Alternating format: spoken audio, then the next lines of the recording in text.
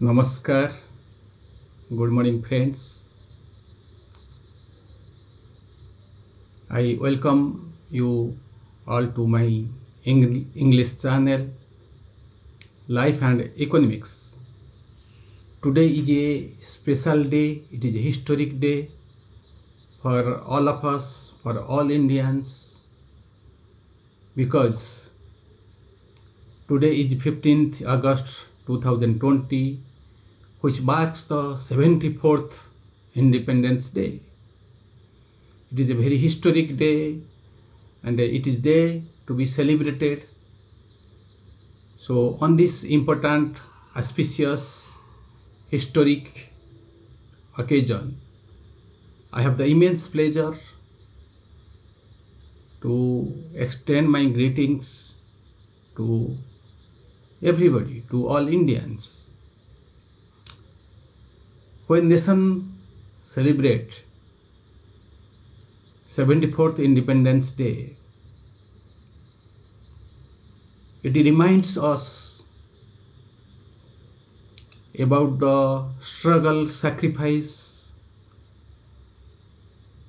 of freedom fighters, politicians, citizens to liberate the country from imperial shackles to or from colonial regime.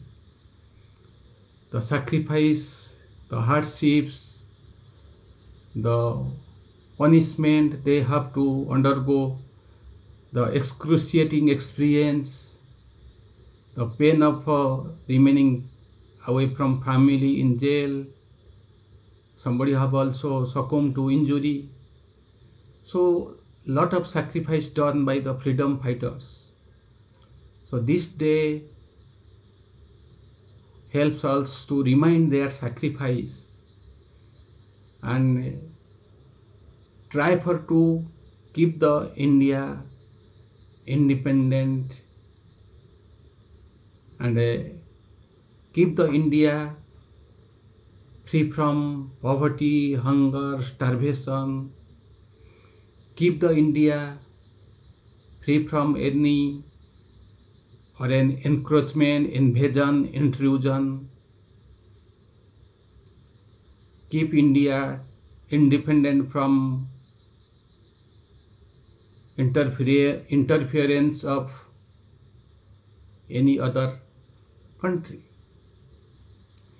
It also tells us to introspect how after independence, how our democracy has matured, has grown, how life of people has changed, whether there is improvement or a deterioration. All these things need to be examined and introspected, and accordingly step must be taken. Undoubtedly, when many neighboring countries are facing the destruction of the democracy, when many countries democracy is replaced by authoritarian regime, we should feel proud that our democracy is surviving and we are able to enjoy certain freedoms. But are we enjoying such type of freedoms, or are the objectives of freedom fighters been realized today? That is needs to be analyzed. Undoubtedly, nations has also progressed a lot since independence, but there is many things to be done. Still, we are behind many countries in various as far as development, as far as per capita income, as far as per GDP, per capita GDP, in various social economic indicators. We are lagging so behind. The first important thing is that democracy does not mean solely power to vote or power to suffrage. One must have liberty to speak, one must have independence, religious independence, freedom to express, freedom to move, freedom to speak. That needs to be analyzed today. What is the situation? As many object that India is undergoing or facing undeclared emergency. Democracy cannot be judged just on the basis of votings. Other things need to be examined. Let us come to first index known as Democracy Index or Global Democracy Index. It is invented or it is prepared by the Economist Intelligence Unit, a research unit of the Economist. In that index, in 2019 index declared in January 2020, India's position has declined by 10 slots. India's position has declined from 41 to 51. That is the most dangerous thing, because I am not personally giving these statistics. This is statistics by prepared that agency. This is the most important Economist Intelligence Unit. It is not an ordinary thing or ordinary institution. What is most important thing is that India has ranked 27 in 2014. That means from 2014 to 2019, India's position in democratic index has declined from 27 to 51. That means by 24 slot. What is more reprehensible or more perplexing or more disconcerting is that India has been judged as a flawed democracy. This index measures democracy or categorizes democracy as a full democracy, flawed democracy, hybrid regime and authoritarian regime. So India is not part of full democracy. India has been considered as a flawed democracy, like also USA. The major problem for this India's decline in that index is the erosion of human liberties. Other reasons are problems in governance, undervalued political culture, low levels of political participation. So these are also attributing factors. So Global Democracy Index says that there is a decline in the value of democracy in India. The sustenance, survival of democracy depends upon freedom of press or liberty of media. Let us examine this. As Global Press Freedom Index, World Press Freedom Index, prepared by Reporters Without Border, says India's position has been declined from 140 in 2019 to 142 in 2020 index. In 2015, India's position was 136. So, in World Press Index, India's position has also declined. That means press does not enjoy that freedom as necessary. There is intervention in policy of media. Particularly today, media is battered or media is pounded to provide information or to moderate the discussion, to suit the ruling dispensation. Media is a watchdog of democracy. It should point out where government is failing so that government can address it. But now government media is asked to discuss the emotional issue like border issue, create war hysteria, or discuss religious issue, ignore the grim reality that poverty, hunger, starvation are present devastating detrimental impact of corona.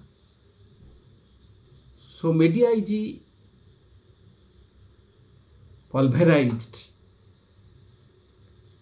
not to project or portray the failures of ruling dispensation, or rather camouflage the failures and magnify the success. So people are deprived of getting correct information. So in media index or a press freedom index, India's position has also declined like democracy index. Another important thing is for democracy is dissent. Since Nehru became prime minister, he was giving respect to views of others. As we celebrate Lord Ram, pay obeisance to him, Lord Ram was also moving in disguise or to know the feelings of the people so as to address. In past regime, except the emergency from 1970 to 1977 to 79, other regimes were giving little bit patient hearing to dissent, resentment, because dissent is the important criteria for survival of democracy. Power tends to corrupt, absolute power corrupts absolutely. Everybody loves power, everybody wants to retain power, everybody wants to sustain power, everybody wants to snatch power from others' powers, enabling wants to have access to bigger platform, privilege, prestige, honors, foreign visits, so nobody wants to part with power. So they want to suppress dissent. They want to people to speak in favor of them, to praise them, appreciate them, ignore their failures. So in present times, dissenters are treated as treason or by Naxals. hatred is created against them. Analytical ability, critical thinking, reasoning, ability to raise questions are discouraged. So all are anathema to democracy. Probably Honorable Prime Minister has not done any press conference yet. So how the people can ask him questions, or how the government is moving, how the country is moving. Failure as success is part of governance. Failure is also part of governance. Whoever rule will have a failure. Not necessarily everybody will accept 100% success. So what should be the ruling class to address the failures? And they can address if they accept their failures and they listen to others. Ruling dispensation or state must listen to critics. That can only strengthen the democracy, sustain the democracy, fortify the democracy. But that has been demolished. So weakness, government is not able to know the weakness, or people are able to know the weakness. So that is affecting the development of our democracy. So democracy is unable to flourish. Rather it is shriveling. Another important thing is the key post regulatory bodies, those who control the rule, regulation, administrations. All those important regulatory bodies or important positions, such people are appointed who will agree to the government decision instead of suggesting. Those who hold these top positions, regulatory bodies, their duty is not to what government says or a ruling politician says. Their duty is to discuss the issue in a pro-people angle and suggest a government where there is a mistake. But today, ruling dispensation want such regulatory bodies, those who are in charge of regulatory body or a whole important position, they should not have own views. Rather, they should supplement, justify what the step is government taking. The glaring example is demonetization, which step was taken without consulting the key persons. And those who are not concurring or agreeing to the decision of the ruling class, they are shown the door. They have to exit their post. For example, Arvindam Subramaniam left, Urjit Patel left, Raghuram Rajan, who is one of the renowned economists of the world, were not given extensions. By this, if S-mans are posted in key post, they may help ruling class to derive the electoral dividend or electoral mileage, but that will never help the country to grow. That will never help to eliminate poverty, hunger, starvation, inequality, or that will never help to democracy grow. If oppositions are made weakened, if there is a vindictive politics, then democracy is doomed to failure. That is the most important thing. Another important thing is that as a result of this, rule regulation is going to suit the richer section of the society, the corporate honchos, and they are given huge tax concession, where poorer section of the society are paying huge tax through indirect tax. Corporate tax is a glaring example. Another example is when economy is crumbling, stumbling, plummeting, when people are struggling, grappling to cope with the detrimental, devastating, and cataclysmic impact of the corona, then how the wealth of Ambani is increasing. And it has increased by $22 billion in 1 year. But had he given some percentage of this as a tax, extra tax, then it could have created a lot of development, at least lot of health infrastructure, which could have helped the corona patient. But that is not happening. What is the important thing is that it is told that, it is objected that, it is criticized that our democracy has been taken over by oligarchy. What is oligarchy? Oligarchy means rule by few. That means few rich or few corporates. They dominate the administration, they decide the indirect rule regulations. So that is happening not only in India, in many countries. Gradually, in the name of democracy, actually few persons, few rich corporate and few politicians are ruling the entire nation. That is happening today.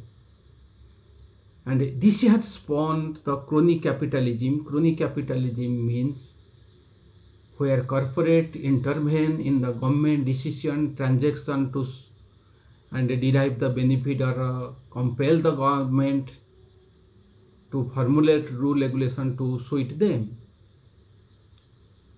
So instead of neoliberalism or instead of democracy, we are witnessing pervasive rampant crony capitalism as well as oligarchy. That is the most important things needs to be examined, analyzed and thought. The another most important thing is that success of a democracy depends upon the participation of the people. Participation of the people in decision making. Formulation of policy in pro-people angle rather than not rich angle. But a pro-people decision can be taken only when poor people or common people or good people, honest people are elected. Survival success of democracy, our parliamentary democracy, depends upon who are elected as legislators, whether it is in assembly, whether it is in parliament, Lok Sabha or Rajya Sabha. But our electoral system does not allow, it only allows to cast votes, but it does not allow to contest easily. A good, efficient person without money or without money or muscle power is less likely to contest and win the election. Who are elected? The statistics says, as per as NGO Association of Democratic Reforms, according to it, out of 539 Lok Sabha MPs, 233 MPs, that is 43%, have some criminal background. It is not that record from come from policy. They have a mention in their self affidavit. In Rajya Sabha MP, it is told that those who are honest, good people, creative people, people who have achieved in different creative field, different film or writer or sports persons or intellectuals who normally have less people contact, but society needs them, nation needs their intellectual capacity, experience, expertise. So they are usually nominated to Rajya Sabha or in state where Vidhan Parishad has. But who are nominated to Rajya Sabha? Instead of those people, those who are nominated, out of 229, 54 MPs or 24% have some criminal cases or criminal backgrounds. Similarly, not only criminal backgrounds, it is the rich who are entering to this temple of law. The average asset of a Lok Sabha MP is 20.19 crore. In case Rajya Sabha, it is around 62.67 crores. That means in Rajya Sabha, good, honest intellectuals, creative peoples should be nominated, but actually people who are huge money, who are man of crores, are influencing others or any political party and getting nominated as well as elected. So the very objective of democracy, very objective of our parliamentary democracy is nullified, is destroyed if people, rich peoples or people with a criminal background form the rule regulation. They cannot make rule regulation in pro people, pro mass angle. They will make rule regulation to suit them. They will give concession to richer section of the society. As a result, people are made to pay less. Richer section of the people are made to pay less, where poorer section of the people are made to pay more through indirect taxes. The NPA of the banks are increasing. Concession is given to richer sections. Tax forgone is increasing. Tax evasion is increasing. Their bank frauds is increasing. But they are not penalized. So how our democracy will be transparent? How democracy will be strengthened unless the legislators who are elected, who are become having some background with the transparency. The next important thing is people's participation, people's involvement. Most of the people, those who are highly qualified people, some of them do not vote. They think they should be apolitical. Even they do not discuss, because they think discussing the political issue is not good. Apolitical means you do not want any change. If somebody is killed in the road, you are silent means you are allowing the criminals to kill them. That means you are favoring the criminals. Suppose there is a caste system. If you do not say anything, then you are supporting the caste system. There is exploitation in society. If you are silent, then you are supporting the exploitation. If there is corruption, if you do not oppose the corruption, then you are supporting the indirectly corruptions. So a good person should not be apolitical. He should have a views. He may not join any political party, but he should have his own views. He should analyze, he should introspect, he should give his views. He should tell what is right. But what is particularly is happening today, what I feel, intellectuals are also divided. In past, before this regime, or this last, except this last 6 years, in past, people are encouraged, people are glorified, people are praised, who are making research, who are making huge studies pointing out the failures of a ruling class. But today, if somebody points out failure, then he is criticized, it is hated, then he is told to think positive, why you should be apolitical, you should be neutral. That means being neutral, apolitical means you are against the democracy. You are allowing the exploiters to exploit the vulnerable section of the society. You are allowing the rules, regulation to favor the rich. Because politics affects our livings, politics affects our day-to-day lives, politics affects our job condition. Everything is affected by the decision taken by the ruling class or politicians and those who are elected by democratic process. So one should may join politics or may not join politics, may not be active in direct politics, but he should have a form his opinion, and his opinion should not be biased as we are witnessing today.